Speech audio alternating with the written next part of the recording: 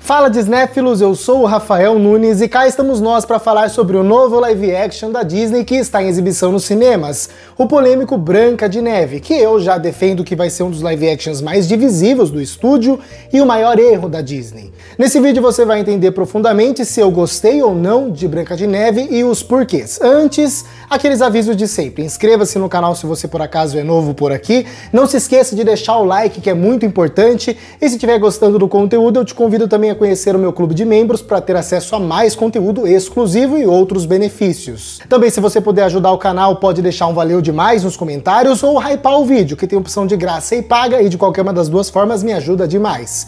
E eu também te convido a me seguir nas minhas outras redes sociais para ter um contato mais próximo comigo e também acesso a mais conteúdo por lá. Dito tudo isso, vamos logo pro que interessa, roda a vinheta.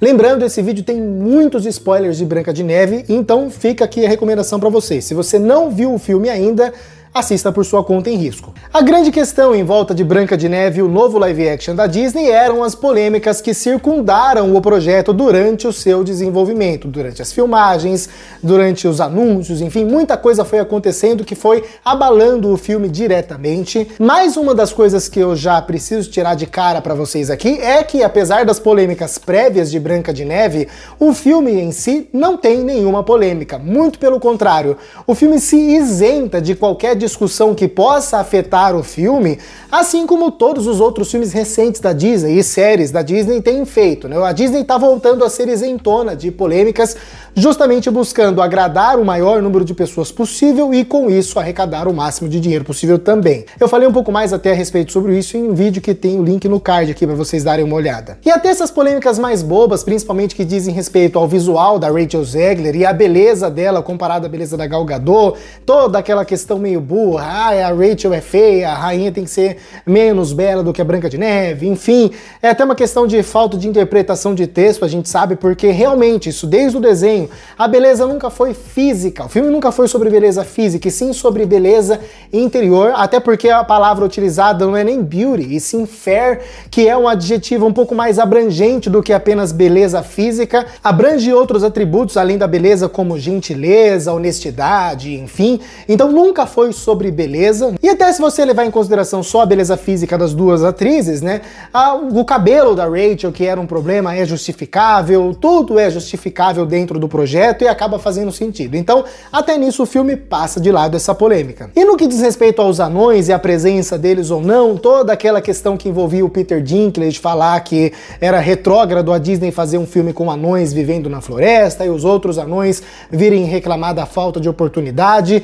pelo menos na minha opinião, eu acho que a Disney conseguiu encontrar um meio termo bem interessante nesse sentido. Não agrada nem a gregos nem a troianos e acaba achando o meio termo onde fica mais ou menos bom pra todo mundo. Existem aqueles 7 bandidos, que até vazou uma imagem durante a época da produção e a Disney, não é do meu live action, não, e no final era do live action, sim, ia ser Branca de Neve e os 7 bandidos e não Branca de Neve e os 7 anões. Mas enfim, existem os 7 bandidos, eles estão lá, um desses bandidos é interpretado por um anão que tem nanismo, e existem os 7 anões também, que são feitos de CGI, que são criaturas mágicas. Eu gosto muito da solução encontrada, porque me parece bastante com aquelas criaturas mágicas que a gente tem no universo de Malévola, por exemplo, então pra mim funciona muito bem, e um desses anões também é interpretado por uma pessoa com nanismo. Portanto, ficou no meio termo ali e pra mim funcionou pra evitar as polêmicas. Já do ponto de vista de adaptação, eu acho Branca de Neve, esse live action, o melhor tipo de live action que a gente pode ter. Eu sempre defendo esse tipo de filme e vim falando isso até nas prévias do filme. O filme que respeita e mantém toda a alma da obra original, que não perde a essência do original, mas que, sendo uma nova obra, não se priva de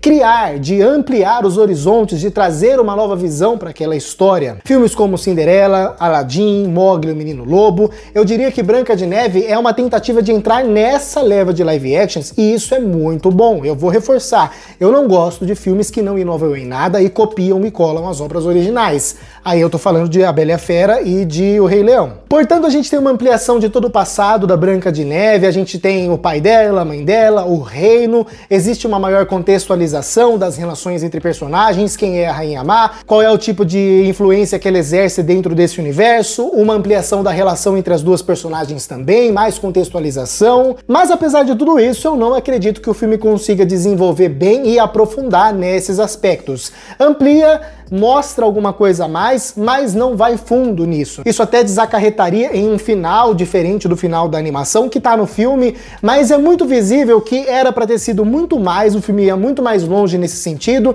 mas as várias refilmagens e mudanças de rumo que acabaram acontecendo durante o desenvolvimento do projeto influenciaram nisso. Então, apesar dessa tentativa de fazer as coisas mais amplas, o filme não vai muito além do portão, fica bem no quintalzinho mesmo e acaba se tornando apenas uma tentativa em vão de ampliar os horizontes, não vai longe. Mas apesar disso, eu gosto dessa proposta de pelo menos tentar ampliar os horizontes sem descaracterizar a alma do projeto. O maior problema para mim na parte narrativa de Branca de Neve não tá nessa tentativa de abrir mais o leque, de explorar novos personagens, e sim no micro, em algumas cenas específicas. É um filme muito irregular, como eu disse em outras oportunidades já aí na internet. Às vezes acerta muito, às vezes erra muito, e um grande exemplo disso, dessa irregularidade, é o roteiro e o desenvolvimento da narrativa. Existem algumas cenas isoladas que são muito boas, existem outras cenas isoladas que são ruins, do ponto de vista do texto, da montagem,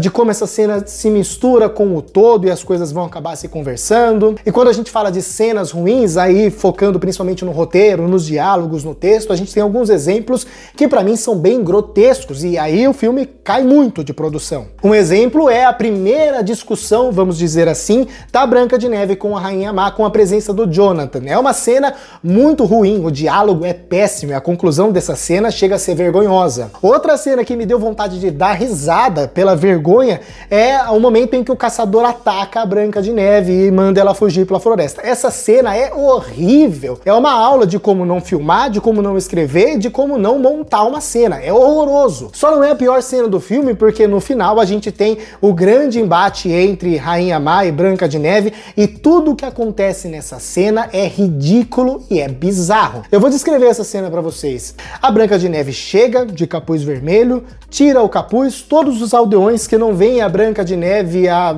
pelo menos uns 15 anos, 10 anos, 12 anos mais ou menos, olham pra ela, começam a cantar, fazem uma fila atrás dela e engrandecem essa mulher que talvez eles lembram, mas, meu Deus, faz tanto tempo que a gente não vê. Quem é você, Branca de Neve? Não existe um discurso, não existe um diálogo, não existe nada.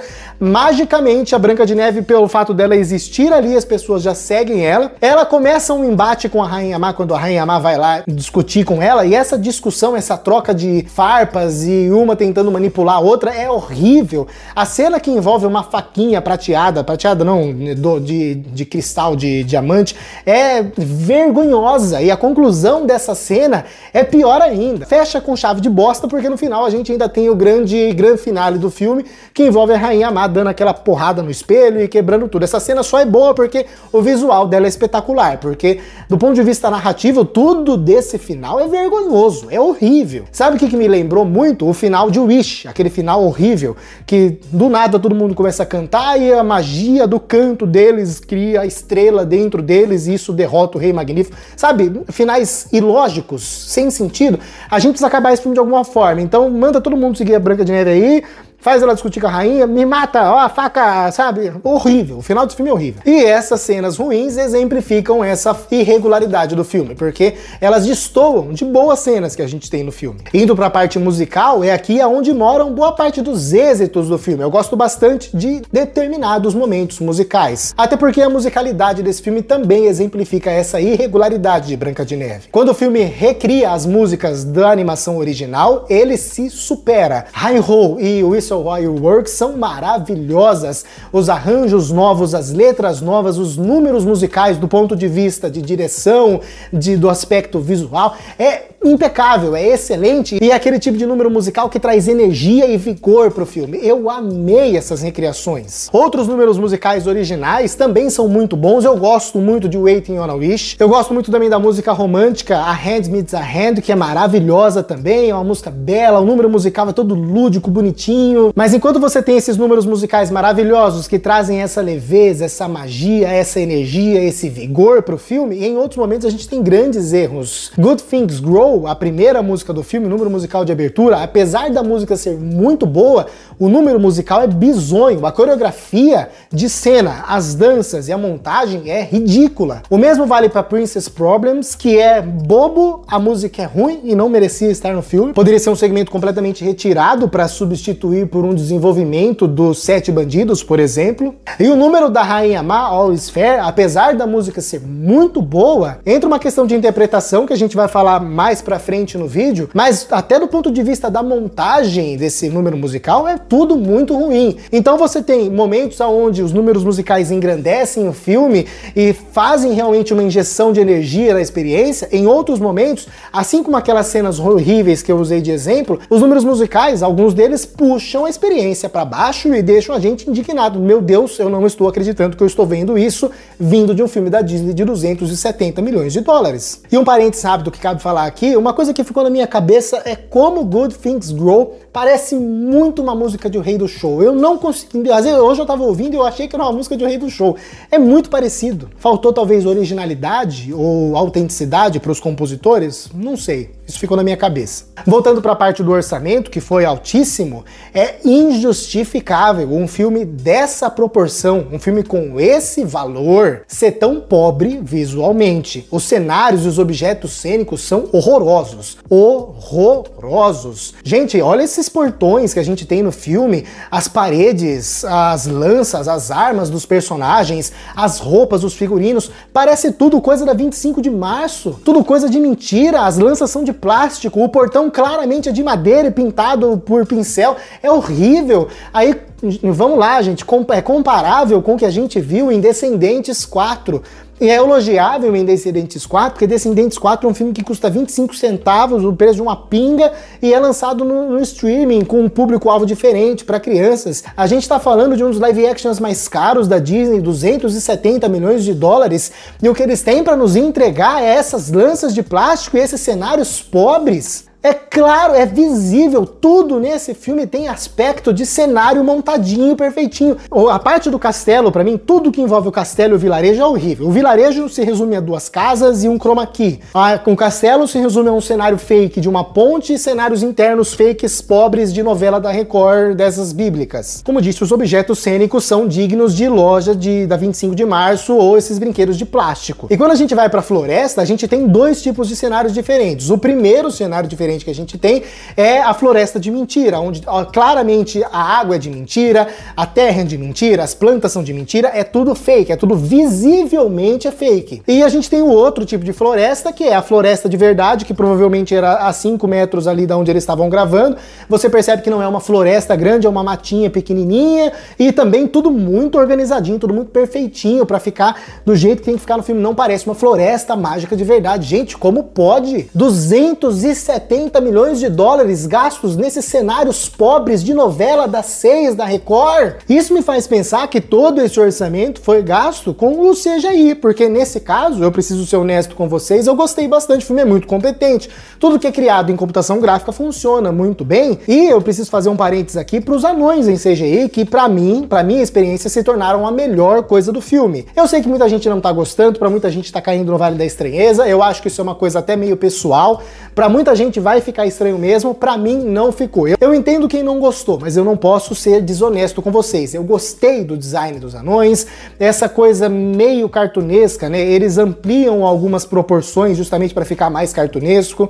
As orelhas, os narizes, até um pouco da boca e dos olhos. Isso faz com que eles se tornem realmente criaturas mágicas, como se fossem fadas, vamos dizer assim, bem parecido com aquelas criaturas de Malévola, e pra mim funcionou muito. Fora que são, de longe, os personagens mais divertidos e carismáticos do filme, e todas as piadas envolvendo eles e os momentos mais fofinhos, envolvendo principalmente o Dunga, pra mim funcionaram demais. Não tenho o que reclamar dos anões. Dos 270 milhões de dólares gastos com esse filme, 200 foram pros anões, com certeza. E voltando pros problemas desse filme, a gente precisa falar do casting dele, que é muito ruim. As escolhas para as interpretações geram problemas desde a ideia, sabe? É uma coisa que pra mim seria primária. Vamos escalar atores para fazer um filme da Disney, live action de Branca de Neve? Vamos. Quem que a gente escolhe? Não são essas pessoas que foram escolhidas. Gente, eu acho a Rachel Zegler talentosíssima. Realmente, ela é talentosíssima. Mas, primeiro, a antipatia dela tá crescendo cada vez mais, cada vez menos eu gosto da Rachel Zegler, cada vez mais eu crio antipatia por ela. Fora isso, ela não convence como Branca de Neve. Em um momento ou outro, ela até parece a Branca de Neve, mas a Branca de Neve dela é uma Branca de Neve mais antipática do que deveria. Talvez um pouco da arrogância e da antipatia dela tenha passado pra personagem, e isso me tirava do filme a todo momento e pesou contra a interpretação dela, de fato. E apesar de entender a nova origem do nome dela e tudo, eu não consigo achar legal essa ideia de trazer uma personagem que tem a pele da minha cor, mais ou menos, pra interpretar a Branca de Neve. Eu não estou sendo racista nem polêmico aqui, gente, eu estou sendo apenas razoável. A personagem Branca de Neve, ela é conhecida especificamente por ser uma personagem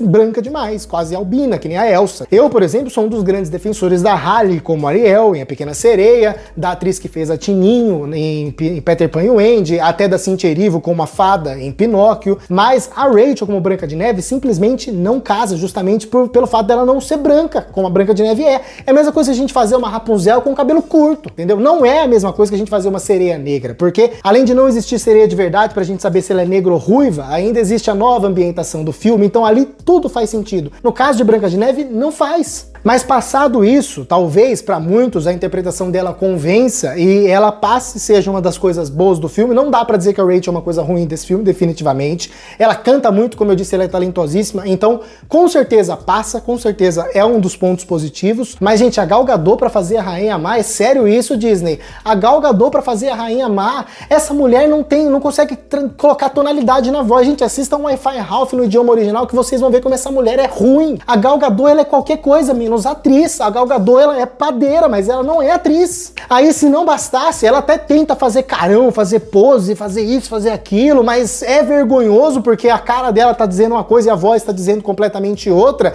Eles ainda me botam a Gal Gadot pra cantar. Puta merda, gente, é torturante, me dá vontade de vomitar vendo a Gal Gadot cantando. Que ideia de bosta foi essa, dona Disney? Já é meio esquisito você contratar uma atriz que não canta pra interpretar uma vilã de um filme musical que vai ter uma música. Já não faz muito sentido. Ainda uma atriz ruim, uma atriz que não interpreta. Se a gente pega das 20 piores atrizes de todos dos últimos 10 anos aí, a Gal Gadot tá no top 3. É sério, Disney? Tanta atriz boa pra interpretar a Rainha Má, ela simplesmente destrói uma das melhores vilãs da Disney. É uma das piores interpretações que eu já vi na minha vida. Não tem cabimento um negócio desse. E aí eu vou além, sabe? O elenco também tem outras atuações. O ator que faz o caçador é muito ruim, sabe? Os outros personagens secundários são bem apagados. Aqueles 7 bandidos dá dó, porque até acho que tinha mais coisa ali, mas tem personagem que a gente não sabe nem o nome. É bizarro. Aproveitando o gancho, eu vou fazer um vídeo específico, inclusive, falando só sobre o casting desses live actions da Disney, porque a Disney não tem acertado sempre. Eu diria que ela tá bem no meio termo, às vezes ela acerta bastante, eu vou usar alguns exemplos nesse vídeo, vai sair em breve, é um dos próximos. Mas ela erra com força no casting de alguns filmes. E Branca de Neve é uma aula de como não escalar um filme. Branca de Neve é uma atriz que seja simpática, fofa, branca e cante. A Rachel Zegler só é cantora. Os outros 3 atributos ela não cumpre. Pra fazer a Rainha Má, uma atriz que tem uma voz imponente, que cante, que seja bela. A Gal Gadot só é bonita, mas ela não interpreta, ela não é atriz, já começa por aí, a Gal Gadot não é atriz, mas ela não tem uma voz imponente, ela não canta. Cara, que bizarro, isso é bizarro. Kal-El, não!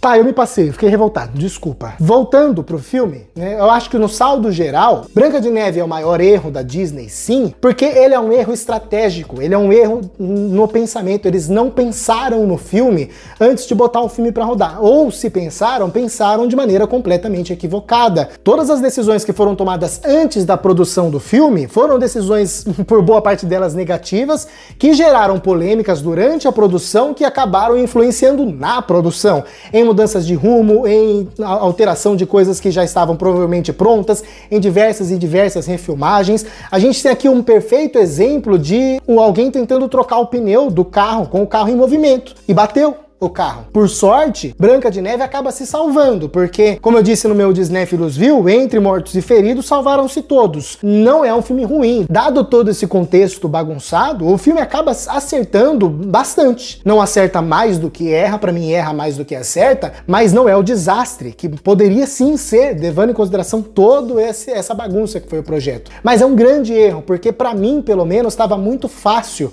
fazer um filme como esse, fazer esse filme que a gente tem muito melhor. Era só ter começado o filme do jeito certo, com as ideias certas, para poder amadurecer essas ideias e nos entregar um produto realmente muito bom. Se Branca de Neve fosse um filme feito com mais amor, com mais cuidado, com as ideias certas, com as intenções certas, porque as intenções desse filme, pelas entrevistas que a gente vê, por tudo que aconteceu, a gente sabe que foram as intenções erradas. Eu não tô nem falando de ganhar dinheiro, gente. Todo filme da Disney é feito para ganhar dinheiro. Eu tô falando da ideia do filme. Eu tô falando da concepção do filme. Se as ideias fossem as corretas, isso aqui poderia ser ouro, gente. Isso aqui poderia ser um diamante. Essa maçã aqui poderia ser a maçã da Mônica. Mas, infelizmente, é uma maçã que tá estragada, sabe? Que tá com aquele machucadinho e tem até uma lagarta dentro. Uma pena. Mas e aí, quero saber a opinião de você aí sobre o novo live action da Branca de Neve. Você gostou do filme? Você não gostou? Você tá no meio termo, assim como eu estou no meio termo?